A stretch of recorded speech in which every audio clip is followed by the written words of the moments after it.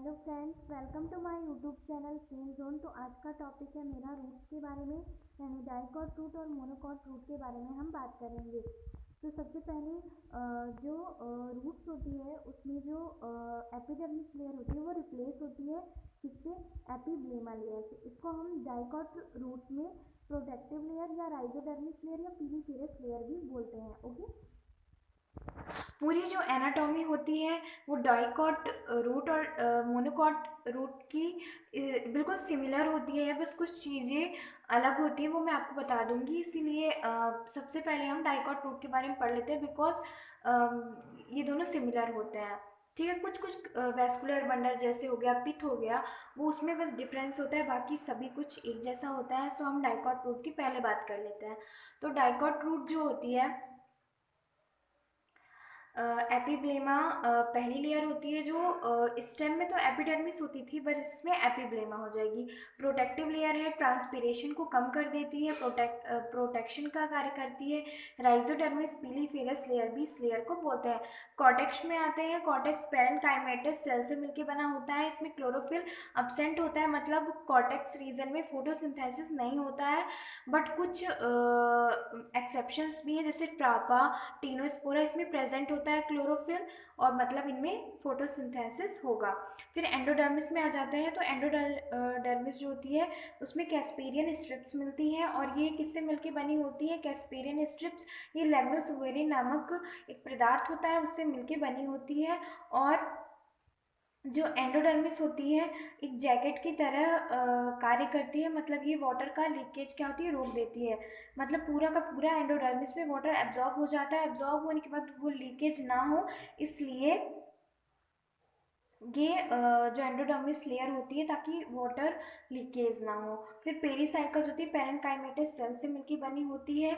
और प्रोटोजाइलम जो भी पैरेन्काइमेटस सेल से मिलकर बनी होती है। और जो पैरेन्काइमेटस सेल होती है उसके पास में, यानी सामने जहाँ पर प्रोटोजाइलम होता है, वहाँ से लेटरल रूट निकलती है, और ये एंडोजीनसली निकलती है। ओके, अब हम आते हैं वेस्कुलर बंडल में। 2 to 4 या 2 to 6 मैनर में ये एकदम व्यवस्थित होते हैं, इसीलिए इस कंडीशन को हम टेट्रार्क कंडीशन बोलते हैं। ठीक है, क्योंकि 2 to 4 या 2 to 6 मैनर्स में ये आपस में मतलब अच्छे से व्यवस्थित होते हैं, इसलिए।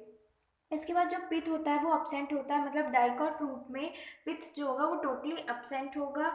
और मैं कुछ बताना भूल गई शायद यहाँ पे, हाँ, कैस्पेरियन स्ट्रिप्स में वेन एवर मतलब जहाँ पे भी ये वेयर एवर ये अपसेंट होंगी कैस्पेरियन स्ट्रिप्स, मतलब एंडोडर्मिस के जिस रीजन में ये अपसेंट होंगी कैस्पेरियन स्ट्रिप्स, मतलब आप समझ लीजिए कि एंडोडर्मिस है उसमें पूरे मतलब सभी जगह कैस्पेरियन स्ट्रिप्स हैं। पर जहाँ पर कैस्पेरियन स्ट्रिप्स नहीं मिलेगी वहाँ पे पैसेज सेल पाई जाती है, और ये वाटर ट्रांसपोर्ट में मदद करती हैं। ओके, तो जो डाइकॉट रूट है और मोनोकॉट रूट है, इन दोनों की एनाटॉमी सेम होती है, कुछ भी अलग नहीं होता, बस वेस्कुलर बंडल और पिथ में थोड़ा सा डिफरेंस होता है।